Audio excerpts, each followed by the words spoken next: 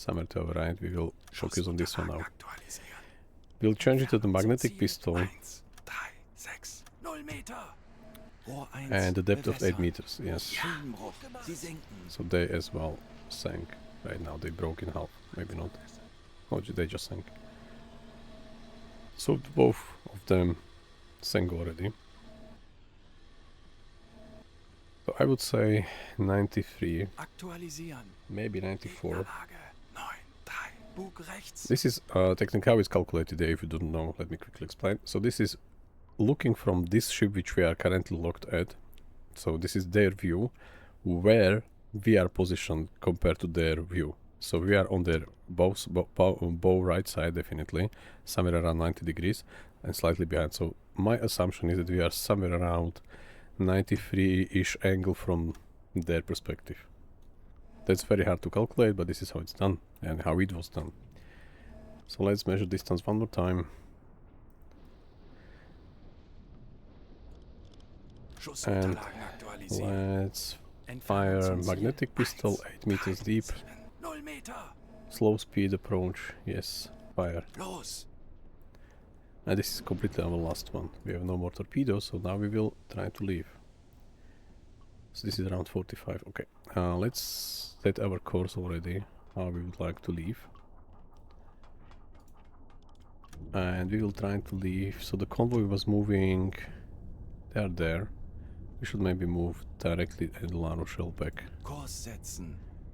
Yeah, that's hopefully going to work. We could already start move.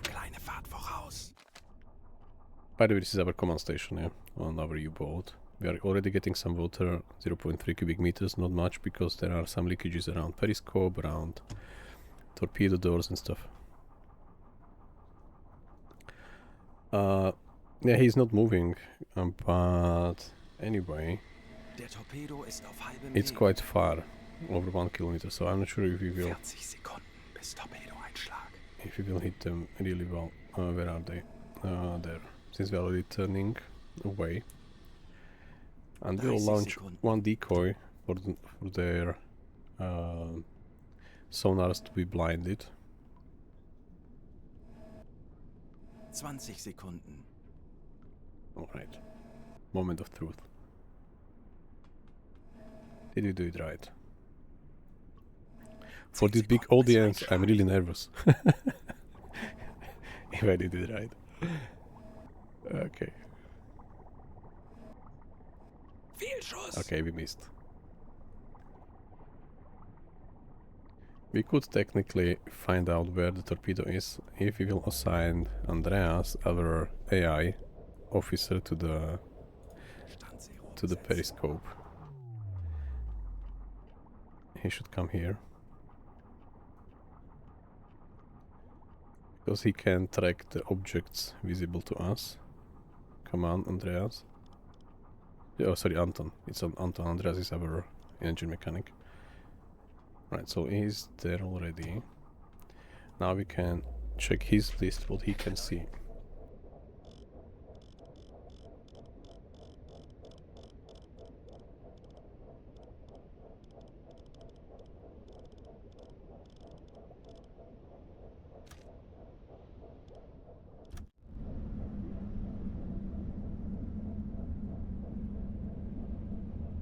Alright, so we have a torpedo located from his angle, and the torpedo is already here, so we missed in front. Okay, so it did just probably slightly went, but maybe we even, I don't know, maybe it was like a failed torpedo, because magnetic pistol should technically fire under any bigger metallic area, like the keel of the ship. Unfortunately, this one did not, so not an issue. We are going to leave now. So now we will assign all the sailors, all the officers which are not needed on any stations, on any battle stations before, to the protection measures. So we already assigned Anton on the command station. So he is with 3 sailors additionally, having some buff for other stations, and he's already on the damage control as well. So perfect, now we can dive very, very deep. So this is our Tiefen Messer, which means it measures our depth, and this U-boat is very capable. It can reach 300. Tauchen auf 260 Meter. So we'll try to really disappear from these sonars at 260 meters. It was shame that we missed. That was really, it looked promising. Okay, we are going that slow ahead, which is very just like 2 knots, which 2 knots means 2 nautical miles per hour. Hi Martala, how are you? So yeah, it would be the better ending to really hit them, but okay, it's fine. So we are now really diving deep. If I show you my U-boat from the outside, we can have a free cam. So we are already, you see, angled down. This is Type 7C, the best battle horse of the German Kriegsmarine from the times. There were bigger, there were smaller, there were better in other aspects, but like overall, this is the best workhorse of the Kriegsmarine. We have a big deck gun for if you have to fire at maybe damaged freighters or damaged ships from the deck. We have a couple of machine guns to fire at the damaged ships or maybe even at the aircrafts, but fighting aircrafts at this day and age, like 1943 already, it's getting almost suicidal because they have rockets already. Still unguided. See, there is a fish. Okay, so there is a big one, 43U machine guns who have technically 4 barrels. I'm not sure you can still see because it's getting darker under the water. But this one can fire quite a lot, but still, if we are hit and the sailors are on the bridge, which they have to be, or on the deck firing the machine guns, then they are most likely going to die. So we do not want to do that. So most of the time when there is an aircraft spotted or detected by the radar, we are just diving down. Okay, and let me show you from not this perspective, but from my captain's perspective, how the U-boat looks like inside. So we are going from the command station, if we can pass them, not. So let's go from this side. Aktuelle Tiefe 100 Meter. This is our front, our bow over there. So this room is used for radio. Underwater it does not work. This one is for our hydrophone guy. He's still taking all the contacts which he can, because he marked everything down there, what we located by periscope. He knows exactly where each one is. So he know until he can distinguish their propeller noises, he knows where they are. If they are further away, then they are just like propellers, nothing more. So these are still 14 quite close, and then 11 more somewhere else. And this is our officers' room, so they can sleep here and have some meetings. This is my bunk bed, skipper's bunk. And there is a bow torpedo room, which by the way, we spent all the torpedoes already firing from. So these are all 4 tubes, as you can see, nothing left. 4 tubes, and there were 8 torpedoes in the storage room, so somewhere here, under the floor and so on, under the bunk beds. And then going to the there is a toilet, by the way. And this one is only one which was used on the beginning until the supplies were eaten up from the second one. 130 Meter. So now we are okay, 140, fine. So this is our pump to take the water out if needed.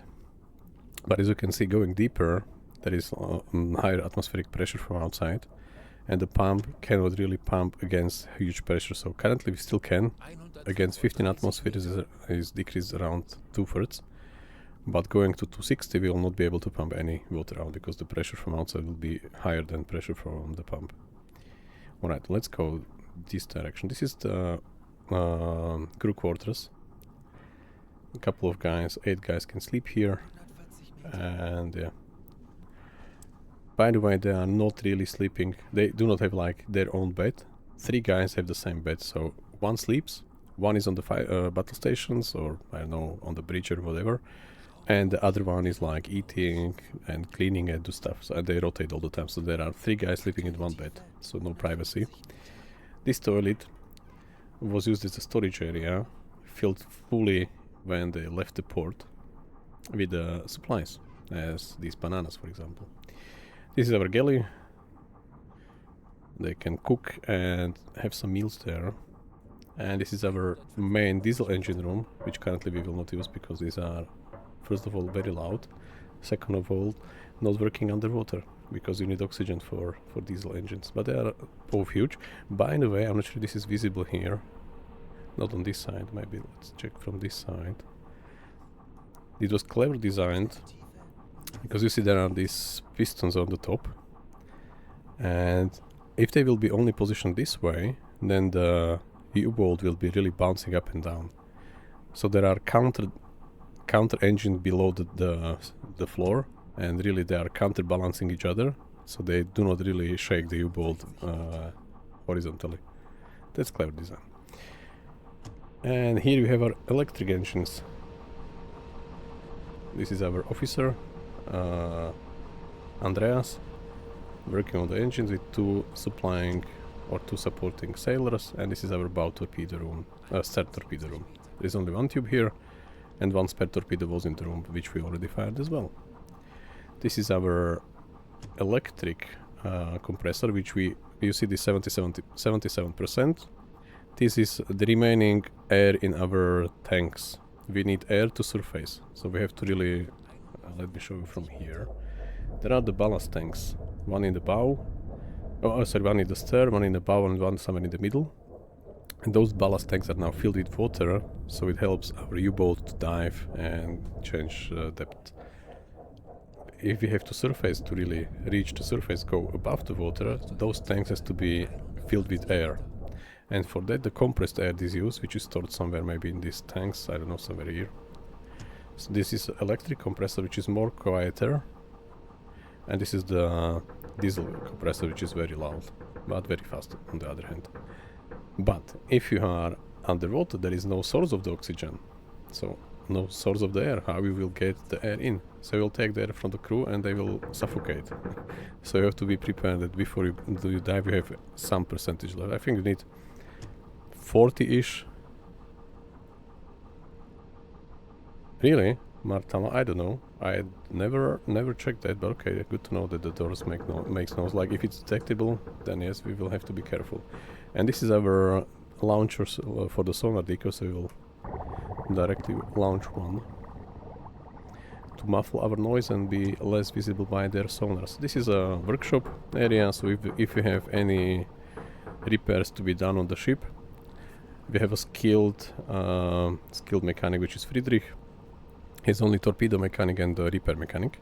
He's trained in this way. So as soon as he fixes something, some major damaged equipment, he will salvage some spare parts.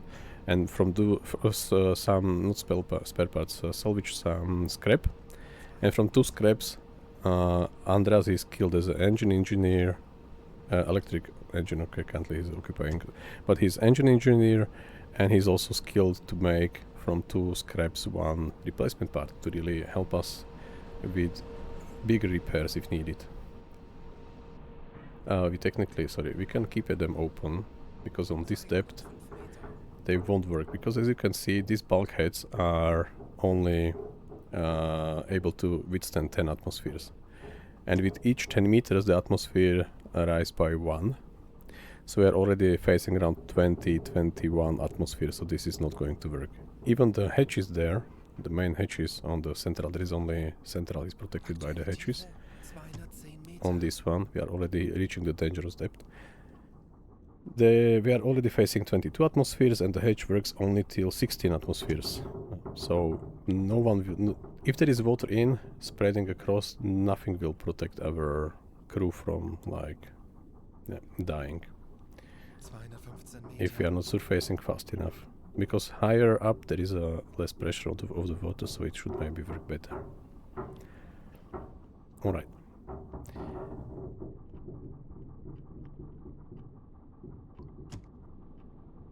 We also closed them in the beginning when we tried to leave, and this technically when we encounter a destroyers very close to us, because if they will throw hedgehogs at us or depth charges, then we will have some problems. So that's why they were closed. Now they are open fully. So yeah. By the way, on top there is another main hatch to leave the U-boat there. This one also handles 16 atmosphere, but this one on top should handle around 330 something atmospheres, like the whole U-boat, because we are currently going to face 260 meters, so around 27 atmospheres. And you can hear the noise of the creaking metal. And we still can hear some propellers around, so some of the ships is still moving around, maybe a corvette or someone, still not stationary. But why we are going for such a deep depths here? Because as you go deeper, there are thermoclines, I think it's the name, correct me if I'm wrong. And because of the changing temperature of the water layers, even without active decoys, it helps, like, it works like a sonar prevention. So the sonar ping will not bounce back from our U-boat, but already from some cold and hot or warm water layers above us. So that's why we are going for 260. We can go even like out of the scale to 295, but then it's not controllable anymore. 287 is probably the deepest one I can set the crew to go. But as you can see, we have already 0.5 cubic meters, so the water is already getting in, and it will get in faster and faster. And we can't pump it out, so we have to also measure or keep an eye on this indicator. This is our buoyancy.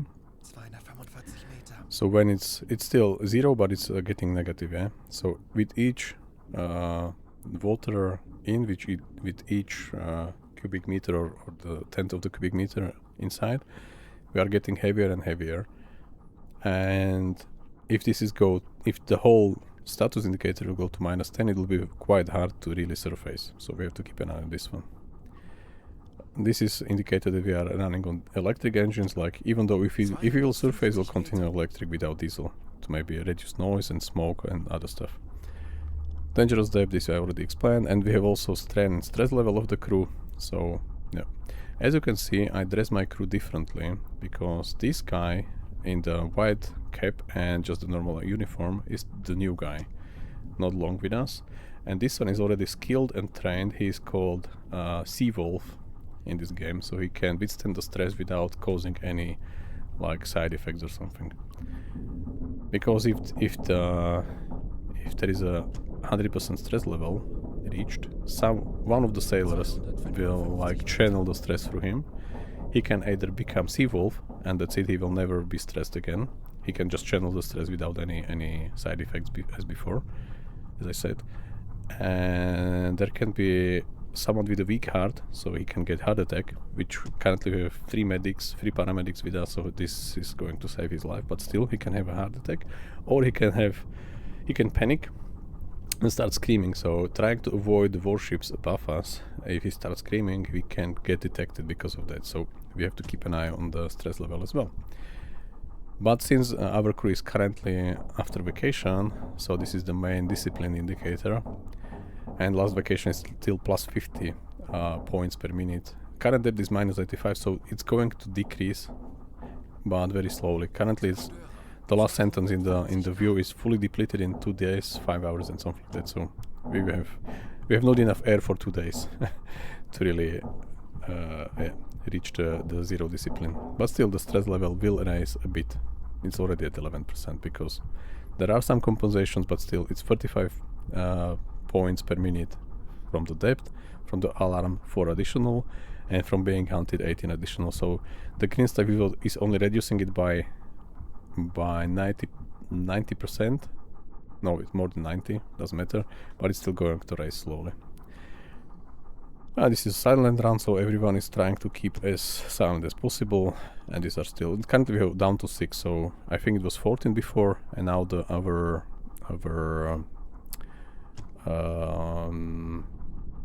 hydrophone guy can only distinguish 6 by like real location. That's it. Yeah.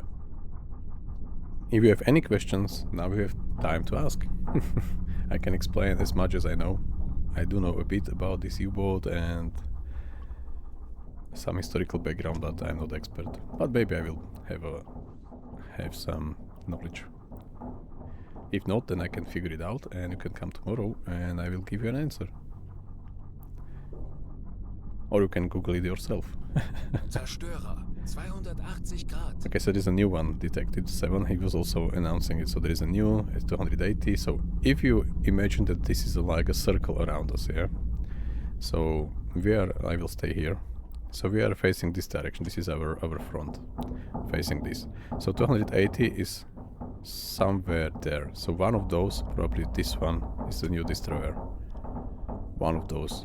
Because 290 is our perpendicular angle. Currently year is 16 June 1943, so already quite some time in the game. We started the 1st September 1939 when the war really broke. With a small Type 2 U-boat, much more smaller, with just 5 torpedoes combined. I think it was just 5. Yeah, there was no stern torpedo room, so only front-facing 3 tubes and 2 spare torpedoes. So altogether is only 5 torpedoes. This one is able to launch 16, if I'm not mistaken.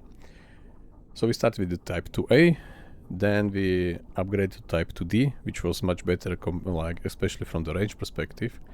And also some additional things were mounted on top and so on. And then we switched to Type 7B, 7C, and this is the 7C41. I tried yesterday Type 9 DLC, but it's still not according to my standard, so we switched back to the version from the last year without DLC.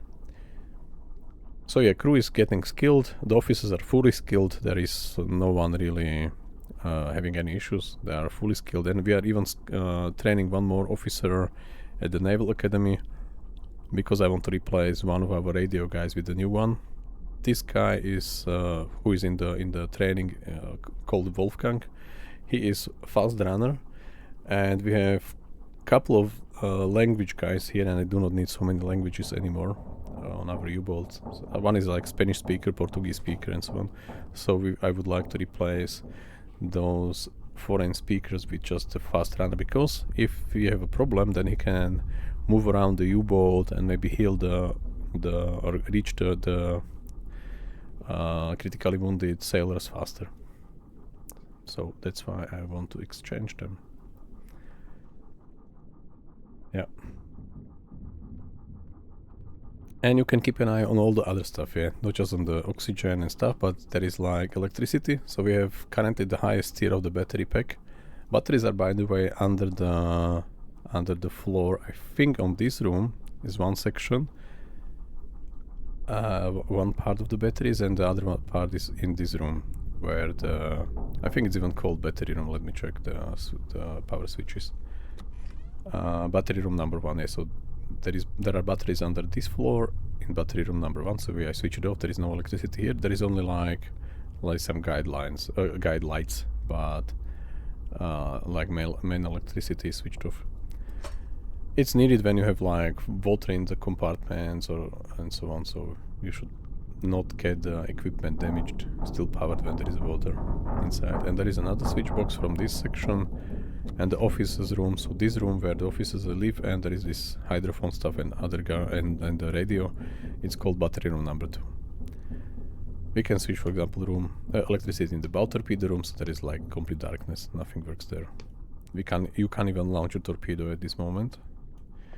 This is helpful if you are in the shallow water. Maybe if you are somewhere like in the English Channel or around UK, North Sea and stuff, there are quite shallow waters there. And maybe you have to dive down to the bottom and maybe you get some water in, so this is useful, but not in this depth like 260. This is completely... Maybe let's go to 265 to really get out of the... 265 Meter. Out of the range, out of the scale. Alright. We are... technically I'm also publishing these videos on YouTube, so you can check the link from the description of the channel. And we are around 60 something part already on the YouTube. You can also check how we started, what was the small U-boat. I did really enjoy the Type 2D, small one. 260 Meter. It was really, really lovely. There are no hatches, no bulkheads, nothing in the whole U-boat. It's just one part because it's so small and so weak that there is no chance that they can like not get the water everywhere when there is water inside. So it was a really small one. 0.8 already, so this has impact on our buoyancy just -1% yet. So this is still, there is some space to grow. Okay. By the way, the enemy propellers are less audible. I think the closest one is one of those two.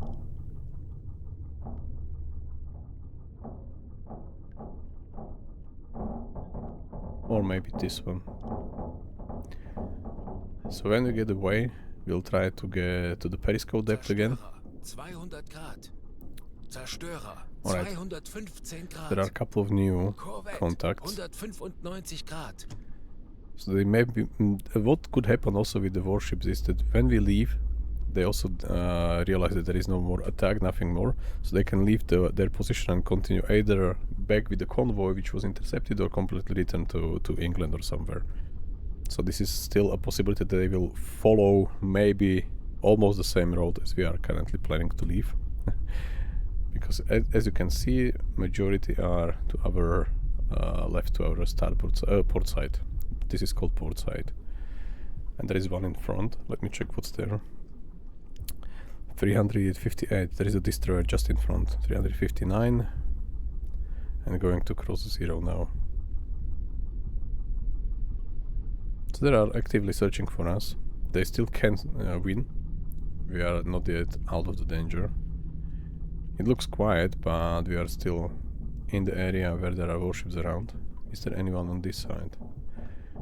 We have some visual contact. What's that? No, we do not have this one on the list.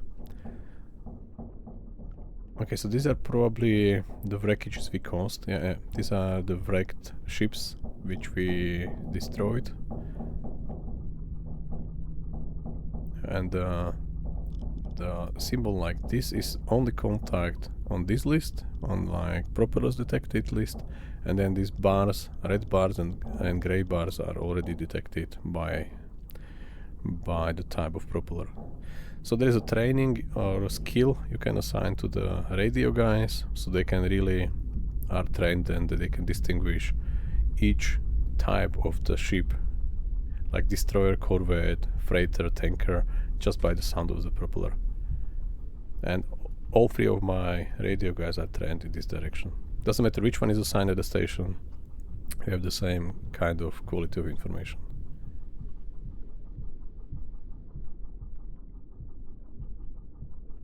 Yeah, see, it's quite small. On the normal U-boat there were up to 50 or 40 something, maybe around, let's generalize it, around 50 men sharing the space of this small area. For a couple of days you do not see sun, you do not have any fresh air inside, only through some ventilation, even when the main hatch is opened, you can get some fresh air inside, just there. But if you are assigned to, for example, just to stay in the engine area, yeah? So we are a mechanic, not the officer, but just a normal seaman, and your battle station is, let's say, this diesel engine. Yeah? So when you work on the diesel engine. When you do not work, you sleep or eat, but you are not allowed to go out most of the time.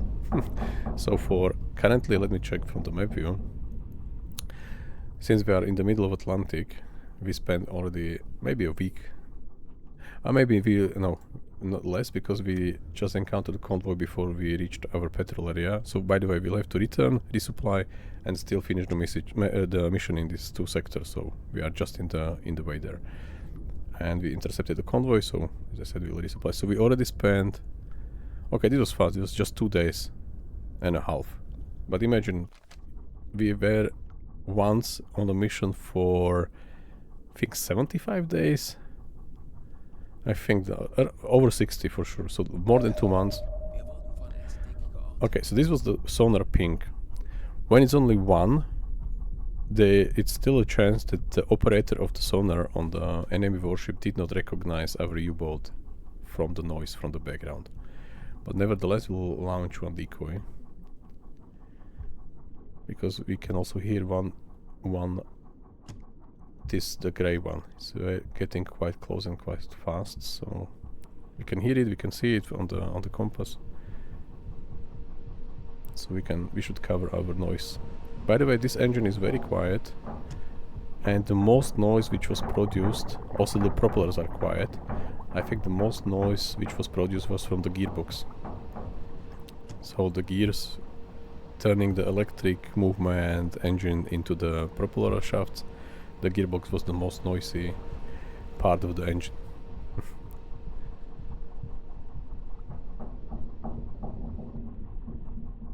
And from outside it's almost inaudible. But we have to check where are they. It seems like they are going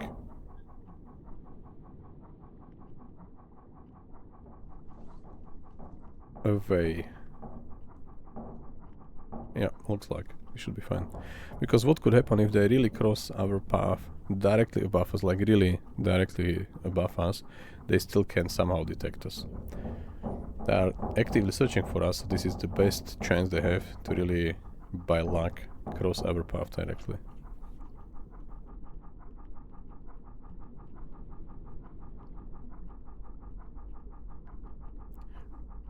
Hopefully you can hear them as well, as I do.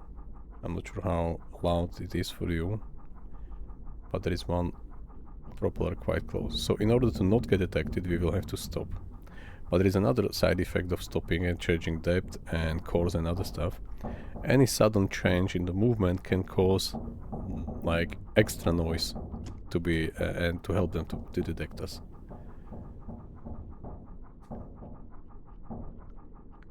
So we are trying to leave that slow ahead, 3 knots, very deep, quietly.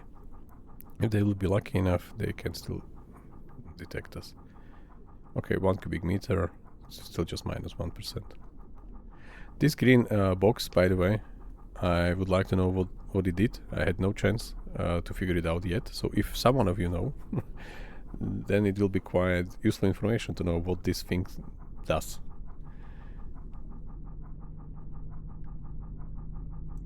Thank you very much, Mortale, for the feedback. I'm glad that everything is set correctly. It took me a couple of streams to really set it out correctly. You can hear it on the YouTube channel. The first videos are inaudible. By the way, the very first one was it was funny because I was talking the whole time. I don't know. I'm not sure how long it is, but it's definitely over 2 hours. And I realized after I finished that the mic was disconnected. So the first one is without my voice at all, so it's without commentary because of the bug on my side. I did not check all the connections and everything. But other than that, then I tinkered with the audio settings. I installed the compressor into OBS and other stuff. I think now it should work.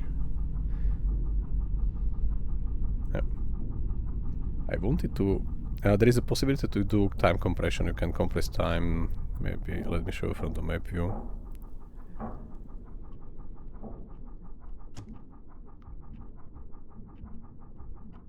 Yeah. So the compression works in this game.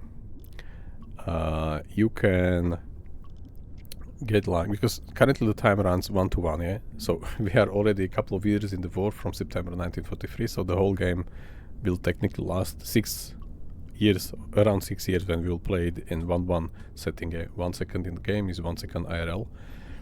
So that's why I have a compression. You can go up to 15,000 when there is no one around. You can just travel fast on the map, and this works really, saves a lot of time. But I could already use one of those 3, but sometimes I have a experience that sometimes using time compression can like give our position accidentally faster, something like that. And while we are already on the map view, You see, the Germany currently occupies the whole Europe till Turkey, and we attacked Soviet Union recently, but now there is a counterattack from the Red Army already happening.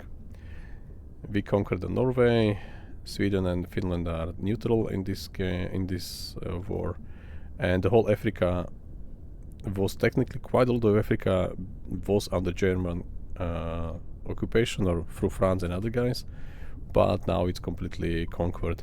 The last remaining country was this Tunisia, Free French Protectorate, because French is our technically occupied country, but now it was completely taken out. So this port was ours, this port of Tunis, but I'm not sure if we can dock there anymore. There is the Strait of Gibraltar, heavily guarded section of the ocean or sea. You have to go to the Mediterranean Sea from there, so it's really heavily guarded. And you can see there are many campaigns.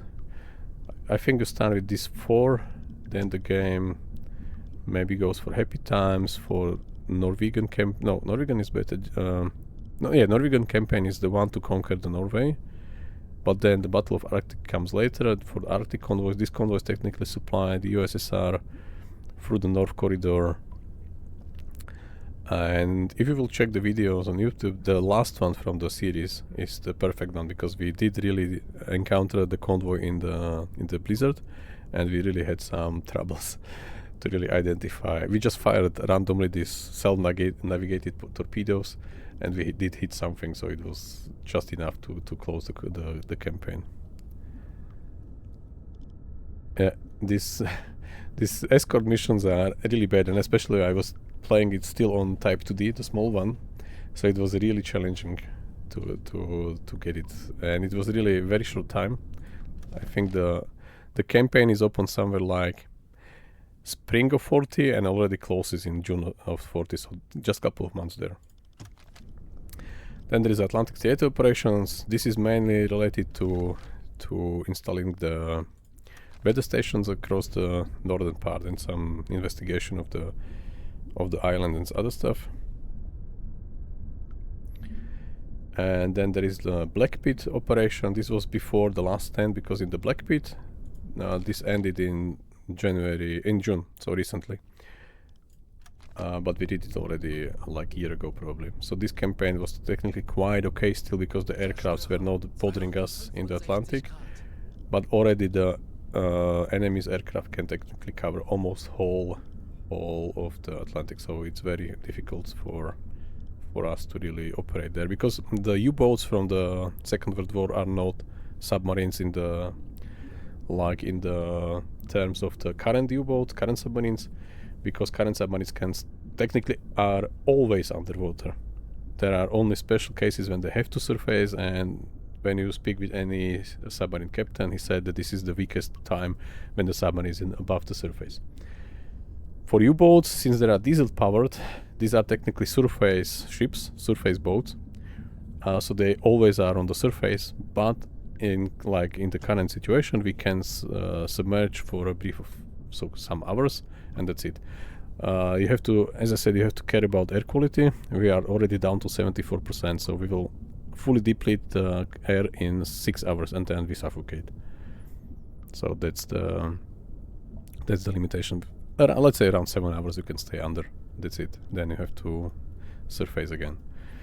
Okay, so this is another one. Then there was this weather station North Labrador. This was quite funny background. I think they installed it in the Canada. It was even called Canadian radio weather station, but I think it was broken right after that. But still, it was quite fun idea to install the Canadian weather station, even though it was used by Germans. And then there was Operation Drumbeat. This was also quite short window. When the US joined the war, the German Navy, German Kriegsmarine technically attacked directly the coast of US. So we had some operations there as well to sink as many tons as possible. Then there was attack on Aruba. This was the oil refinery in this area, which was heavily used by US and allies, which we damaged as well. And this one was Mineling Africa. So Mineling, you just get there, instead of torpedoes you lay mines. They activate a couple of days later when you're already not there, and if there is any enemy freighter or ship crossing their path, they will just explode. So there was one Mineling campaign there. One was around here, British Isles Mineling, and I think there was one more. No, this was just two. Oh, yeah, and then there was a couple of campaigns in the Mediterranean operations. So this was tonnage war. These were special operations like sabotaging, and I don't know, taking some spy agents to the enemy's territories and so on. There was the Battle of Gazala as well. Here we only supported the ongoing operations on land by bringing the sabotage group to the coast. They sabotaged. I don't remember what. I think it was some depot. I don't remember. And then we took them back. So this was just like supporting mission, not directly involved in the battle, because it was a land battle. And then also this one, this was a top secret mission. They sank one of our freighters, which was loaded with cold and pressure stuff. So we were asked to bring it up again, to take it from the bottom of the sea, which we technically did. You have to stay on surface, but it was quite shallow water. Let me try. By the way, if you see this area here on the map view, this is the expected depth measurement from the past day. So in the map, you know how deep each section should be. So this area where the ship was sunk was around, like, maybe it was somewhere, I don't remember where exactly. So it wasn't so deep. So maybe somewhere around this 50 to 100 meters, somewhere there. It was quite close. So we sent some diver there, and he collected all the stuff from the bottom, from the sunken ship. And I think that's technically almost all. There were Southern Roads campaign as well. This is quite complicated, but we break the code already. We understand how it should be played. What was the intention of the game developers to really get fast through it? Because most of the time it's not registering your attempt to really finish the objective. Sometimes it's not accounted for and so on. But if you watch my video, I think one of the last from the campaigns on the roads, then you understand how it should be done. And yeah, by the way, we still play on 100% realism. So we have everything set to hard, realistic, and so on forth. So yeah, it's quite challenging. And I try to play it like only with one life. So if we die, we die. Then the campaign is over. We will not finish the war. But until now, we are still alive. So from September 1939 till June 1943, we did all the campaigns successfully until now. And we are currently working on the last stand operations, which we have to come back anyway, because we already, as I said, just are going to resupply and then continue again this campaign, because there are a lot of tons to sink. Do we hear them still? I think we lost them already.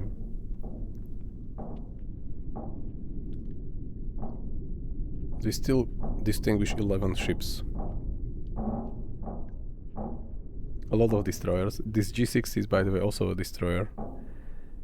Empire Cranmer is the third from the bottom, is probably a freighter. The freighter is the second from the bottom, and this SS AJ Cassidy is also a freighter. The rest are destroyers plus one corvette. The third from third from the bottom, from the top. So a lot of enemy destroyers are around. Yeah. Alright, so now we'll use some time compression. I have one click 12 times time compression. The first one I have already mapped on my mouse button. This is just like 1 second. In IRL is 12 seconds in game, yeah. So they already slowed down because they figured something out. It wasn't announced by words, but okay, they already picked something up. This one is moving, I think, the fastest from what we can see.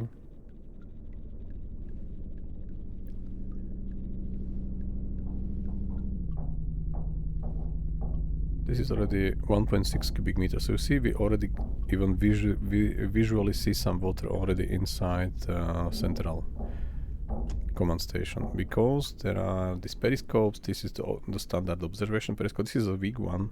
Quite okay. You will see nothing in this deep ocean. Maybe some particles only. Korvette, 195 Yeah. Grad. Nothing visible because it's very dark here. But this is the observation one. This is just like supporting periscope. It's short because you see it starts from here already, so it's not so tall. But if you go to the tower, this one is much more taller because it has some depth for the tube to really come up here. So it's also from the bottom of the U-boat, but it can go higher than. But this is also you won't see anything. Let me try to at least give you some idea. You probably don't see a thing. I don't see a thing. Okay, nope, no idea. When we'll get closer to the surface, there is already a day above. It's already 6 in the morning, so then we should see quite easily. This is the helmsman. He's driving the U-boat left and right, and those two guys are driving the how it's called, planes, but I forgot, the diving planes. Let me show you, not from this perspective, but from this perspective. So this guy controls the front, and these guys control the bow, the stern. Sorry, bow and stern. So let me get there. No, it's very dark. But these are the planes here. No, I will show later. We have to go, as I said, to the periscope depth.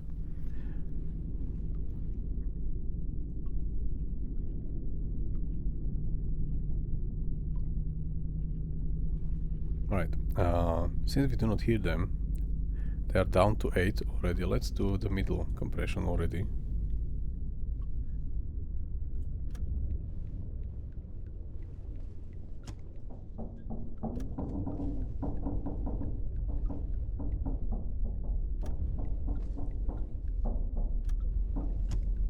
Down to 6. What was the water situation? 1 no, already 2 cubic meters. Alright. 2 percentages. You see, we can't pump the water out there. 27 atmospheres pressure. Its performance decreased by 100%, so you can't pump the water against such a high pressure from the outside. Uboat, Oh. 345 Grad. Alright, so there's a submarine, so there's a U-boat close to us at 345. This would be a green marker. Not sure if you can see it, but it's just behind those two there. Maybe not yet, but 345 is somewhere there. And by the way, this green bubble is the area where we are supposed to reach the sectors we are assigned to patrol. Reach the patrol area is our objective, so this is on the compass you see where your objective lies, but we have to resupply because we can't attack anyone else without any torpedoes. Yeah, that's quite logical. Where is the U-boat? Type 7B already, we know by the type. Alright, 341. So one of those, it's a U-boat.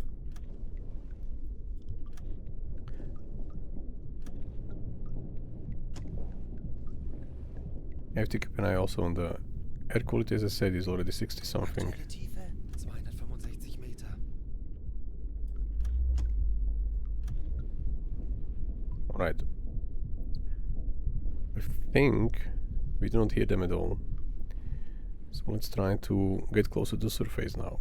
Let's check visually if they are really further away. Maybe it's too early for the periscope. So let's go for... Let's start with 12 meters. Tauchen auf 10 Meter. So now both guys assigned to the depth steer station, both seamen trained on this station, are going to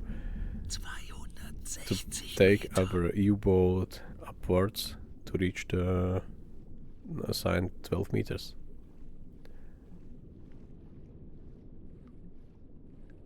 You see, it's slightly tilting up.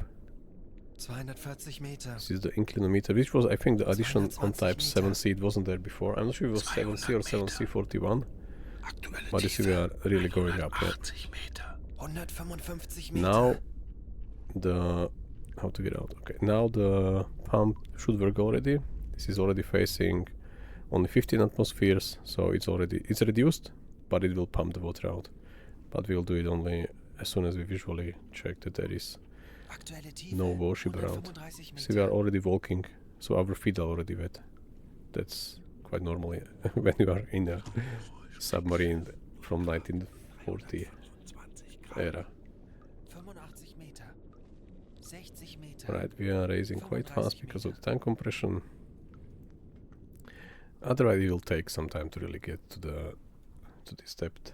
Okay, as you can see now, this is our bridge. 15 Meter. It's already visible, and there is our bow. So already the sailor is assigned on the second periscope and trying to use the observation one. This is our radar. This is the second part of the radar. This is antenna. This is the UZO U-boat seal optic, which we can use instead of the periscope. It's connected to the same computer and everything like the periscope. When we are surfaced, we can use this one, which has a better zoom, better visibility than the periscope. But if we are submerged, yeah, no one can stay there. And on the bow we have these machine guns, the main one, and that's it. Aktuelle Tiefe. Not much there. 15 Meter. Right, so let's bring our periscope as high as we can. So that's why I said it's short, because the observation is it's not able to reach the... Okay, it's raining, by the way, from the look of it. Let's go to 10 meters. Tauchen auf. 10 Meter. So let's have a look around.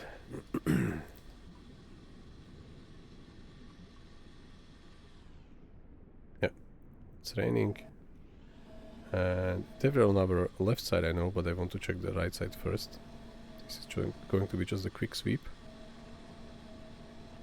So we see there is Handelsschiff.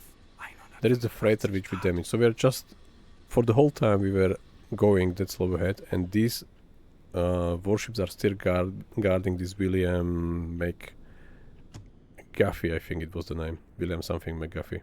So the ship is still there. The couple of destroyers are still guarding it. So we are not far from them yet. That's why I said we have to really approach it, like not going through the surface immediately, like on diesel engine and so on, because we are very close still. But now we can go to the periscope depth, and after the Norwegian campaign there is a possibility to unlock a very good feature, which is a snorkel of the U-boat, which is going to be controlled from here. So we'll raise the snorkel. I will show you from this periscope. This is currently around... I have to go lower. So this one, this pipe, yeah, this one is raising up, and it will get water from the... it will get air from above as soon as we are on the periscope depth. Now, so now it will get air inside, and now the air quality can technically be improved, but it's visible because it's like a huge structure from the water. But still, it is very helpful, because you can even run on diesel engines underwater. So it was good enough to get air inside the U-boat for the crew, for the engines, and also it's used in the game. I'm not sure if it was used in the reality, but it's also used as a exhaust for the engines. So this helps a lot if you are... Okay, but as I said, this is a short one, and let's use the tall one to really check our surroundings, and if yes, then we can pump out the water out. So that's the periscope, and that's the snorkel around here. Because of the rain, the water is a bit covering it from time to time, but at least we get some air in for the crew, so we will not suffocate. We can stay underwater then for longer, even almost forever, until the fuel is there and food. Alright, so we still do see them. Okay, there is a corvette at 304, corvette submarine at 304. So submarine is somewhere there. 303. So somewhere there is unknown U-73. So maybe they will continue hunting down the convoy, because we technically took couple of warships down, and couple of them are still locked at guarding the William McGuffey ship. So the other U-boats, if still loaded, can have some free reign in the convoy now. Not fully free, but much better than when we started.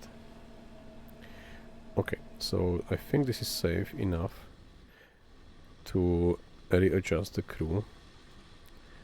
Who will do what? We'll pump the water out. So this is how you do it. Yeah, you see there is some water in. How many? 2.4 cubic meters. This is really not pumping against any pressure, so it will work as fast as it can. You can even see inside how the pump was operating inside. It's electric powered, so it's quite alright. You can do it even when you are under the water. So this should disappear quite soon. Yes. And if the drop is gone, then we are fully dried again. So you see the U-boat is like a tube, so there is still some area under for batteries, for other part of the engines, and for yeah, different components and equipment. Okay, so these are dry. Is everything dry? Yeah, everything is dry. Alright, so as I said, we will reassign the crew members. I'm just keep this bulkhead closed because of the diesel engines, so we keep this one closed. So we'll stop direct commands first of all. We'll open bulkheads and just close this one more time. Okay, so he's going for the periscope. He will technically report the contact visual. He's on the engine, radio room, listening room, and he's currently unemployed because he's, as I said, only torpedo mechanic, no torpedoes left, and only fixing the broken stuff, so nothing to be done from his perspective. Both, if they are available, they will both go to command station to damage control, but that's like not needed currently. There is no danger around. We still have eight decoys left, and we are also carrying 10 spare parts for the repairs and 5 medkits additionally to what we carry on the officers. And we also have to check on the food, so we are from time to time resupplying the galley from the storage area. You can also play without the food management. There is an option in the settings, but then it's definitely not getting like 100% realism level as we play for now. Okay, so this looks fine. I think we can even switch to diesel. We'll definitely abandon the sound and run. We already used pump, so if there will be... What's that? Okay, that's the U-boat. It's a green one. Maybe you can spot it. Let me check. Anton, you have to just leave for now, and I will assign you back. So it was around 273 somewhere there to our... Can we see them? Nope, we can't. But maybe what I wanted to show you before, and I did not, so let's assign him back. I can show you now the exterior of the U-boat now when we are close to the light. So this is the diving planes behind the propellers. So one is controlling those two. This is our main rudder, both of them. This is our stern torpedo tube, so the torpedo is fired from there. The stern torpedo. And as you can hear, now you can hear the engine somewhere there, yeah? Some propellers there. Can you hear our very inaudible almost? So yeah, this is the external tanks. By the way, in external tanks they store the drinking water. By the way, the drinking water was so rare on these U-boats that they only really use it for drinking, so no washing, no shaving, nothing, no bathing, just same clothes all the time. I think they have only spare underpants, or how it's called. Sorry, I don't know the English name. And also one pair of socks. That's it. The rest of the clothes, because of the limited space, they only have the same clothes all the time. Just spare undies and socks. And so there was a drinking water, there was a fuel outside in one of the compartments of the tanks. Then there was oil and I don't know what else. Yeah, it was gross. Yeah, it was. My crew did not buffer 2 months when we were operating in the near the coast of America, doing Operation Drumbeat. And also it was moldy. It was always wet. It was salty. There is no clean water to really do anything. Yeah, you can't even wash your hands. Yeah? Everything was in the salt water, so you have all the time the salt. Yeah, it was like a really unpleasant. Yeah. Stay on the U-boat. So this is the front or bow facing diving plane. This is our. It's not sonar. It's only our. Okay, this is a hydrophone. So what we technically do, the guy who sits in the hydrophone room, there are already a couple of microphones around here, positioned like in the circle. There is some dead area behind the U-boat for sure, because the microphone hear us, not enemies around, but other way around it worked.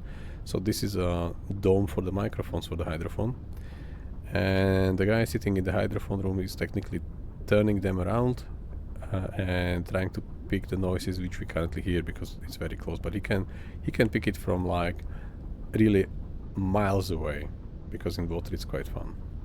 It's quite easy for the sound to travel. These are the front or bow facing torpedo covers. These doors I cannot really show because my mouse is in the free camera mode, so I can't use anything. But you see there is one on top, one on bottom, and also those two. So there are 4 torpedo tubes there. As you can see from the front, it's very narrow. It's not really easy to spot when we are facing, even like on surface, someone from far behind. We are very, very narrow.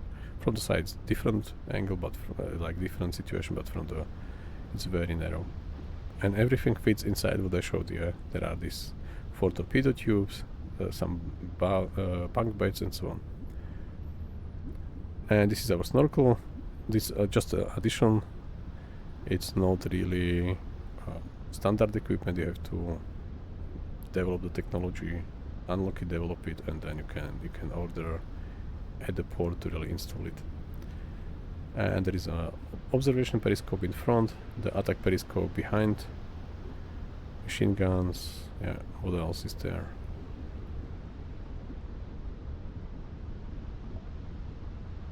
Yeah, I think, okay, that's the main gun. We can fire one shot when we will surface, just to give you some example how this is like, I think 8.8 centimeters caliber, so 8.8 or 88 millimeters. And this is our emblem. We unlock this one when we successfully passed the Strait of Gibraltar first time. By the way, we went there and back 3 times, so 6 passages through the Strait of Gibraltar. Most of the time fine. Once we lost a couple of guys and it was a bit dangerous, but I think we did manage quite well, especially for the first time. It was quite fun. You can rewatch it, but we were forced to surface because we were in so shallow water that we were scraping the bottom, so we had to surface. Still in the vicinity of the enemy warship, but somehow we managed. But it was like last seconds of the situation. Okay, so this is the main hatch, UZO, and there is also this course calculator, or how to call it, and so on. Radar, antenna, periscope, radar, whatever. These are also grills, I think, for the air to go inside when we are on surface. Welcome on board. Welcome indeed. TCR moored. T-car moored. Sorry. I did not catch it. Sorry I butchered the name, but thank you very much for follows. Okay, so let's switch back to my captain here. So maybe we are already here, so let me quickly show you how this mechanical stuff works. It's a mechanical computer, by the way, and it can guide from the moving U-boat and even turning U-boat torpedo, which is fire. Let's say it's not navigated. Yeah, these T5s are a very late addition in the game, in like years, Let's say you have, as I mentioned, you have just a straight torpedo. So from the periscope measurements, you can set these dials up, and this information will then transmit to the bow torpedo room. I mean the torpedo room, I mean here on top there is this gyro angle receiver panel. So you can set the gyro, and each torpedo. Okay, they are already tired, so we will have to cancel the alarm soon. But nevertheless, so the guys set the gyro in the torpedo based on the angle. So they launched the torpedo, for a couple of meters it went straight, and then it turned based on the gyro angle, and then hit an enemy ship which was also moving. I think this is like, for the era of Second World War, just mechanical computer, mechanical settings, mechanical gyro calculators and everything. I think it's mind-blowing. So just a quick info, yeah? So first you set the torpedo speed. If you have a torpedo with different speeds, for example this T1 which we fired had different settings, so we can change the torpedo speed. Then you set the distance to target from the measurements from periscope, for example, the speed of the ship which we are going to fire at.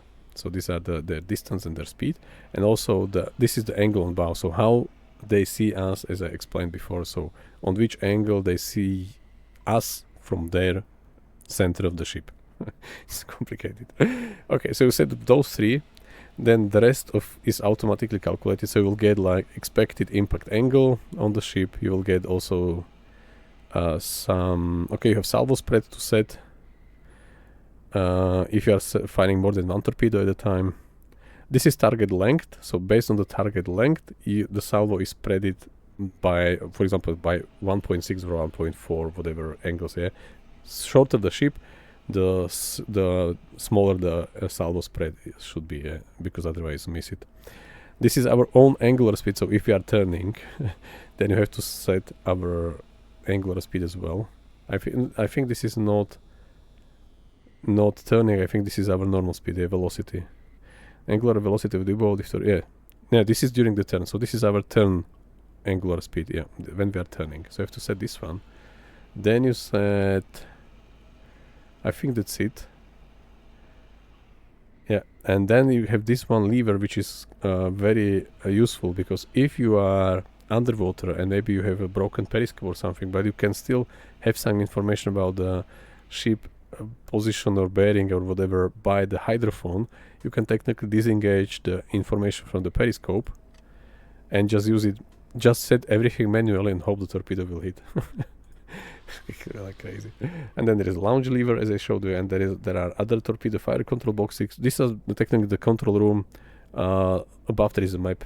I will show you later where exactly. So you can set from where the periscope, or from where the information is taken from. You can have ADAC periscope, you can have the UZO, this on the bridge outside, and you can have also just observation periscope. Maybe the main one is broken. Yeah.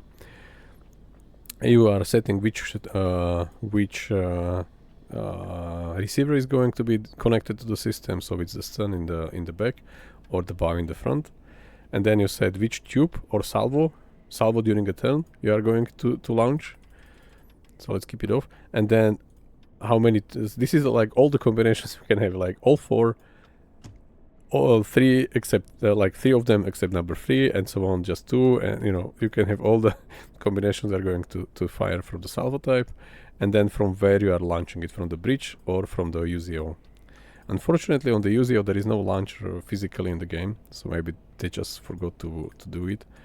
So I mean, this lever, this one does not exist on the bridge outside on the UZO, but we have the launch lever here. Okay, and then still this information then passes to the guys here, set the gyro angle, set each torpedo to the corresponding angle, and then hope that they will fire, and I mean hit the target. So it was like crazy achievement from my perspective, like crazy. Okay, so these switch boxes are just here under the table. So these are both the torpedo fire control boxes, which I showed you before. There are these dials on top. This is the we already know everything. I have nothing more to show you. We just have to surface. Okay, since we are quite far, let me double check. Let me double check. Maybe we are not as far as I hope we are. So there is no one in front. This is the oh no, these are behind us, so 180. Feindliche Kriegsschiffe in Alright. Sicht. Peilung 185 Grad. We still see them, so they could technically still see us, but this is already fine. We are far from them, but it's raining, so I'm not sure if our snorkel will work. But let's try to switch to diesel. First, no, Halbe Fahrt voraus. let's switch to faster speed, half ahead. This is definitely going to drain our batteries faster, or also diesel engines. And also what is, I'm not sure how accurate this was, probably quite okay from accuracy, from the historical perspective. But if you are running diesel engines, the normal speed you should go is the forward 3, which means half ahead. If you go to full speed ahead or flank speed ahead, then those two can technically overstrain the engines, or I don't know how to really explain, but they can be a bit damaged, and the smoke from them will turn to really dark black, so you are easily detectable because of the black smoke if you run these engines for a long period of time faster than the half ahead. But half ahead is still plenty enough. By the way, there is a video on YouTube, I found it, how tall this engine was. It's completely like taken out. It's in some museum. It's like standing on the floor, so you can really see how tall this one was. And there is video how someone is like really switching, like powering it on. So from like this state to really get it running. It was crazy noisy. And also I can imagine like the smell inside should be, and the temperature here should be like crazy, maybe reaching like 40 degrees Celsius, maybe over 40. Alright, so let's close this bulkhead, or bulkhead, okay. And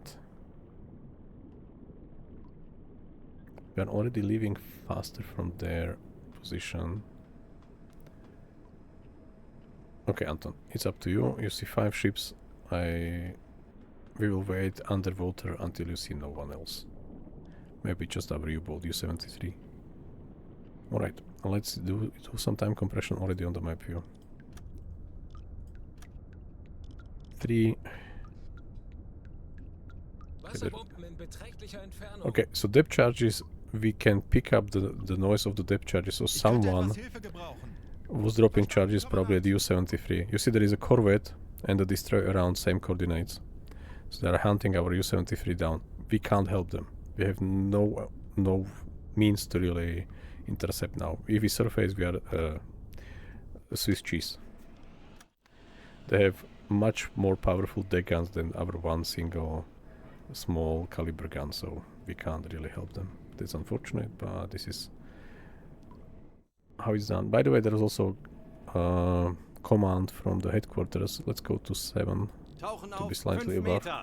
And we should not attack anymore as a group, like a wolf pack. Now we are lone wolves again. 200, so somewhere there. They are hunting it down. Yeah, so we see probably destroyer. No, this is a corvette. This one is a destroyer. Somewhere there is also a U-boat. When we get the message line, we got second from the bottom, you see. There was already one U-boat, U-969, which by the way reported the convoy to us by the radio, but they already were sunk when we approached, because they approached from behind, we approached from the front.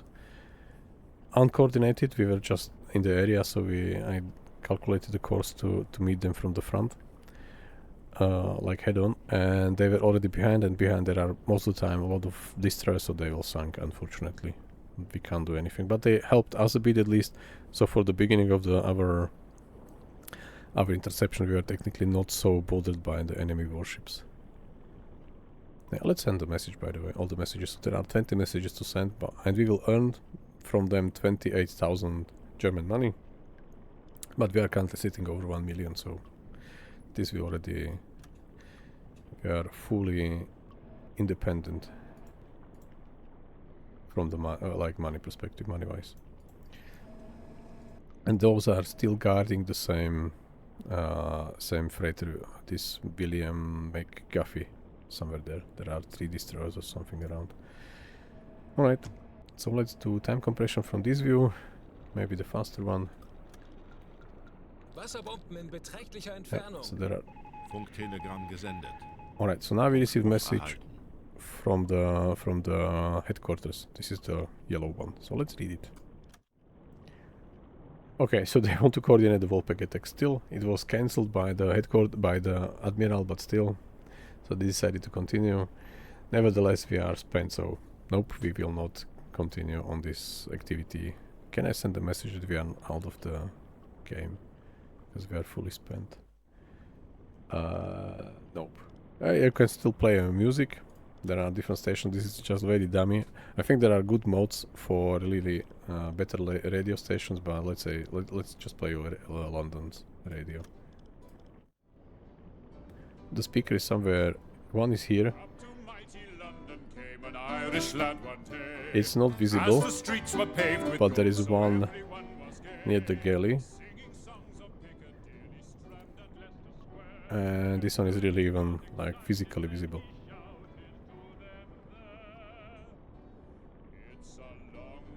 The white one. Yeah, and this is, if you are in trouble, this will increase your discipline. This is +4 per minute. So quite alright. If you are low on discipline, you should play music. But there is just a radio. I would like to have like a gramophone to really play LPs. Herr Kaloy, ich bin erschöpft. Okay. Ich benötige eine kurze Auszeit. Right, you're right. I forgot about this. So let's stop music. Do not get detected because of fun. And let's cancel the alarm. Alarm beenden! So everyone can go to sleep if needed. Yeah, they are already going for rest. Yeah. Especially guys who are very tired. Hopefully we don't need alarm anymore. We are on snorkel. This is the gyro compass I forgot to show you. This is going to help us with true north information. So this is a bit noisy equipment. So that's why it should be switched off when you are approaching the convoy or trying to leave it on like quietly. This is technically needed when you are just mapping before you end. The convoy situation is quite fast, like the interception, but when we are moving on the map, this should be on because it really improves the precision of the navigation. If you are not careful enough, I will show you from the map view. There is this info here, this exclamation mark. It's 132 points or percentages. This is navigation correctness. My captain is technically navigator. Because of the skill set, it will be long to explain, but he's a navigator, he's a watch officer. Otherwise, most of the time it's vice versa. So the lead officer is your navigator and you are watch officer, but because of the trades, I swapped the roles. It's fine. And because of some skills, some special assignment, I can go up to 150. But if this will go close to 0, then your U-boat will completely disappear from the map. You do not know where you are. So it's quite well implemented. I would still love to have this manual navigation addition, like this sextant, I think it was called, from the stars perspective, to really get to know. By the way, there is the point for the Wolfpack attack. Yeah, they are getting there. All the U-boats in the area in 19 hours. They will attack together. But yeah, we will not join them. So if it goes to 0, it happened to me somewhere here when we are returning from, I think, from this island, or maybe from even, I don't remember, this one. I think this one. There is a mission on this one as well. So we are returning from then, and I somehow messed up the navigation code. I think he was just playing cards with the crew because of the low discipline, and we lost navigation, so we completely lost for a while until I corrected it. So yeah, what I said, a manual sextant from the stars, it will be a very lovely addition. And now it's a storm. Let me show you how the storm looks like. It changed from rainy weather to storm weather. But if you watched last mission from the Arctic convoys, then you will really see the blizzard in full power at night. So it was like not a rain storm, but a snowstorm. Alright, let's try to switch to diesel. Auf Dieselmotoren wechseln. Most of the time when you are in a storm, the wind speed is very high, so the waves are also higher, and your snorkel is covered by the water, by the waves, this guy. But since we are slightly above the normal depth, we are not on the periscope depth, I just move slightly above, so maybe this should help us to keep it up above the surface. And this is how it looks like from the outside. If you are too short, too tall, too close to the surface, that sometimes even your tower can be visible from like for the enemy warship, say. So this is quite easy to be spotted when you are close to the surface and there are waves and so on. And this is our smoke, yeah, of the snorkel, of the diesel engine. This is how it looks from the far behind. You can't see it. There are these a destroyer and corvette hunting for the. You see, they're even using a searchlight, hunting for the U-boat. Can we see? Can we hear it? No, we just hear their engines, their propellers, but we do not know where the U-boat is. Alright, nope. It's a free camera, it's sometimes fun, but I try to not use it because it's technically a cheating from the if I'm trying to play off from the captain's perspective only. It's just for like entertainment and for showing some details, but otherwise I tend to not use it. Alright, so let's continue a bit further away from them. There we do not see any ship visually by the from the Anton's periscope station, so he doesn't see anyone. We are still not allowed to go faster with time compression because there are some warships close by, so we have to wait until we get further away from them. Maybe we can go to Brest. This is closer. This is 668 and this is just combined 500. Yeah, let's go to Brest.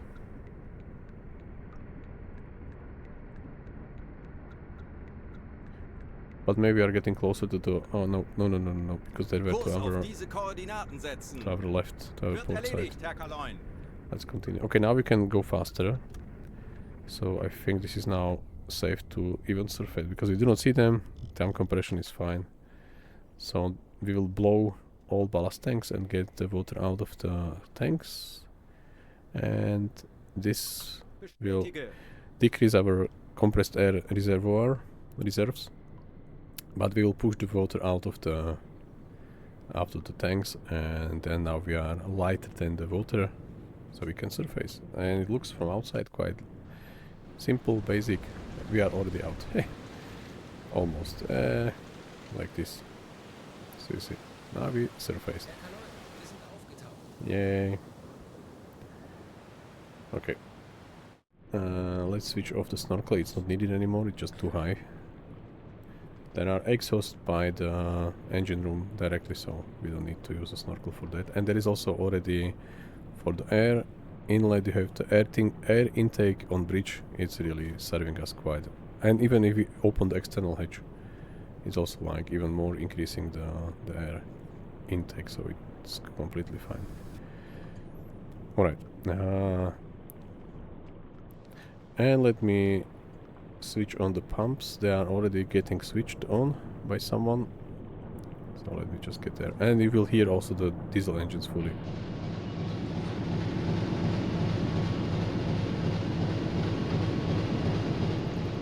And he did switch both compressors on already, so we are pumping the air since we have now even the inlet from outside, so we are pumping the air back into the reservoirs to help us to surface next time. And also it's used to launch the torpedo, because the torpedo sits in the let's close this one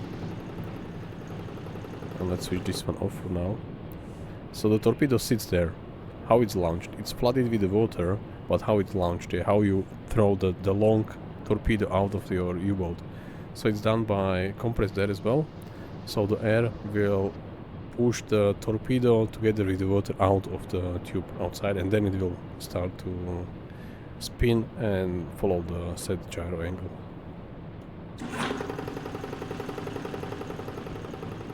So So you also this is used for that, not just for ballast tanks.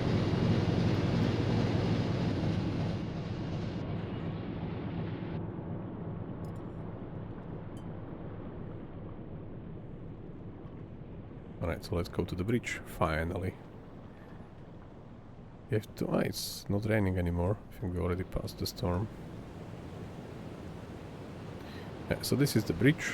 It's extended one because they have the highest tier Type 7. The smaller ones is just, I think, the machine gun over there, and that's it. But this is all extended one. This is our attack periscope, observation periscope on this tube, UZO radar antenna as I showed you before, yeah. This edge is just for decoration, but I use it as my lookout platform because I'm above them. Because otherwise it'll be quite short. And you can stand on this edge. Unfortunately, this edge is broken, you can't stand on this one. That's why I found this spot to be the best for observations. My lookout platform. Now we can even unfold our flag again. This is the main machine gun, and I can get there. But I have to get there from here. So this is 43U as I showed you, so this is how you see it from like the third perspective, and then you can also switch like from the first perspective. Mainly again, as I said, supposed to be again aircraft, but we are not fighting with aircrafts anymore because of the rockets and stuff. They are really... do they have TC? Okay, let me show you. Let me get back to the bridge. We can use binoculars anywhere, even like here. I can use the binoculars anywhere. And since my captain is skilled enough, our binoculars is the only optical equipment we have which is stabilized. Because in the settings, in the realism settings, you can stabilize all, even the periscope and everything. You can lower the difficulty by that. Because you see, our U-boat is not stable. It's jumping up and down on the sea and so on. But if I open binoculars, let's try to check what's behind. So this is stabilized. Everything moves around, but I can like hold it stabilized. Yeah, let's call it this way. This is the only visual equipment, and it has the best zoom. Really, the best one is to use binoculars. You can turn slowly, you can turn fast, holding the shift button, but then that's technically this is very good, very helpful for the initial approaches. Then there is a UZO. This is not stabilized, so it looks like this, yeah. So it's bouncy. By the way, my captain is already like getting some special promotions because of some completed campaigns, and also the stabilization is better. From the very beginning, if you start the game with unskilled captain, it's crazy how this is jumping. I don't know who can even use it there. It's very hard to use. Even like periscope and the UZO, it's very, very hard to use.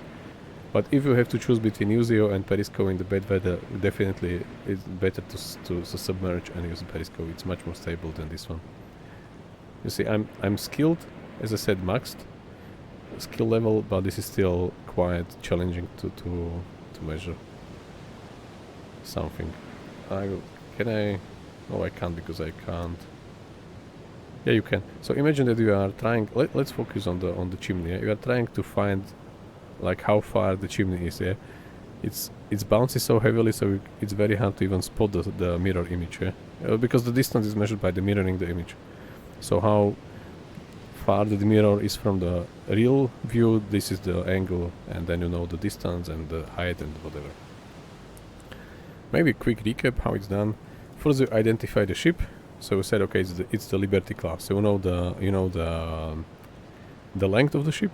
So if you are going to fire salvo, you have this information already for the torpedo calculator, and you also know the mast's height, 26.5 meters. So making this one is essential for doing the distance measurement, because you have to know the mast height to know how far the ship is. Then you have the angle on bow. As I said, this is just alchemy. You have to get into the game, get into the U-boat logic, because as you saw last time, we missed the stationary freighter by not much, but still we missed. Yeah, voodoo magic, exactly. So this is, and there is another option. This is, from my perspective, hard, but more logical to know, to imagine that you are standing on the ship which you are looking at, and to try to figure out how they see you. Because there is another option, a relative course.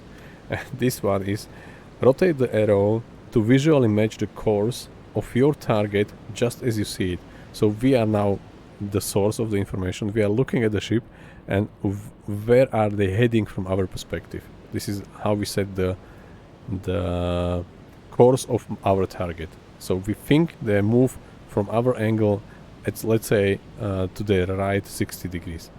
I could not, somehow this my brain cannot solve. This is voodoo magic, but still more understandable than the other one. Relative course. It's technically producing the same output, yeah. So you can do either of those. All works. So that's the angle of bow.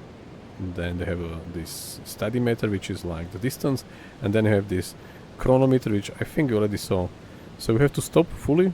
You are stopped. You are focused on the target, and you let the target pass through the crosshair from the bow to the stern, or vice versa.